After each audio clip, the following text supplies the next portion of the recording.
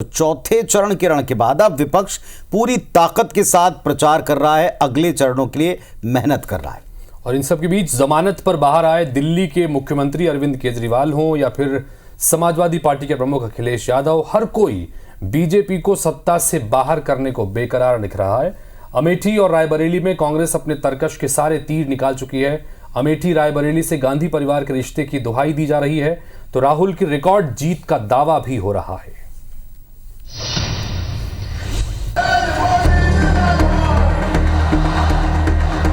दस साल बीत गए हैं, मोदी जी के झूठ सामने आ गए हैं। हराइए इनको, बदलाव लाइए।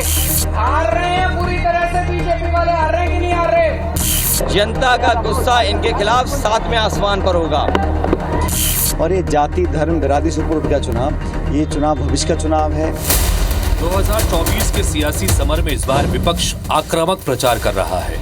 हर राज्य में विपक्ष अपने सबसे बड़े नेता के साथ मैदान में है। सोशल इंजीनियरिंग, घोषणा पत्र और मोदी पर निशाना साधकर विपक्ष पूरा माहौल बनाए हुए है। आज यूपी के अमेठी में कांग्रेस महासचिव प्रियंका गांधी ने जनसभा को संबोधित किया और स्मृति ईरानी पर तंज कसते हुए कहा कि अमेठी से गांधी परिवार का रिश्ता 50 साल पुराना है। हम सांसद रहे न रहे, ये रिश्ता हमेशा रहेगा। स्मृति ईरानी अपने राजनीतिक मकसद के साथ अमेठी आई हैं। जनता जो जी रही है वही सच्चाई है, उस आधार पर वोट दे। तरक्की नहीं आई है आपके जीवन में। 10 साल बीत गए हैं, मोदी जी के झूठ सामने आ गए हैं। हराइए इनको, बदलाव लाइए, एक नई सरकार लाइए, एक नई राजनीति जो पहले पुराने असूलों पर आधारित है वो लाइए इस देश में।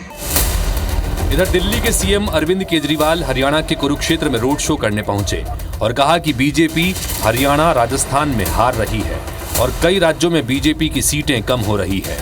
केजरीवाल ने यह भी कहा कि अगर जनता ने झाड़ू को वोट दिया तो वो दोबारा जेल नहीं जाएंगे। इधर समाजवादी पार्टी के मुखिया अखिलेश यादव ने कहा कि जैसे जैसे चरण आगे बढ़ रहा है, जनता का गुस्सा भी बीजेपी के खिलाफ बढ़ने लगा है। अब पूरे देश के अंदर हालात इनके खिलाफ हो रहे हैं। हार रहे हैं पूरी तरह से, बीजेपी वाले हार रहे हैं कि नहीं हार रहे? भाई साहब ये कह रहे थे 400 पार, मैं आज आपको लिख के दे रहा हूँ इनकी 230 से ज्यादा सीट नहीं आती। जैसे चरण आगे बढ़ रहे हैं, जनता का गुस्सा भी इनके खिलाफ बढ़ता चला जा रहा है। और ये देख लेना आप, जब 7वें चरण में चुनाव आएगा, जनता का गुस्सा इनके खिलाफ 7वें आसमान पर होगा। इधर रायबरेली में प्रचार के लिए पहुंचे कांग्रेस नेता सचिन पायलट ने राहुल गांधी की रिकॉर्ड जीत का दावा किया, तो वाराणसी में पीएम मोदी के नामांकन में शामिल होने पहुंचे चिराग पासवान ने विपक्ष को बटा हुआ बताकर पीएम की ऐतिहासिक जीत का दावा किया। रायबरेली में एक तरफा चुनाव है, राहुल गांधी जी रिकॉर्ड मतों से जीतकर जाएंगे यहाँ पर।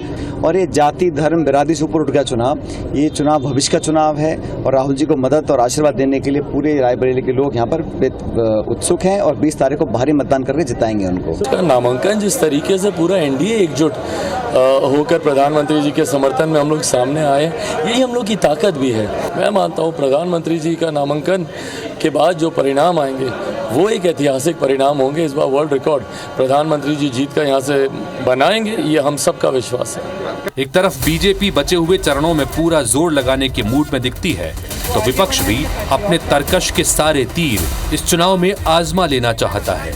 इस चुनाव में पूरे विपक्ष की सामूहिक प्रतिष्ठा और राजनीतिक भविष्य दांव पर है।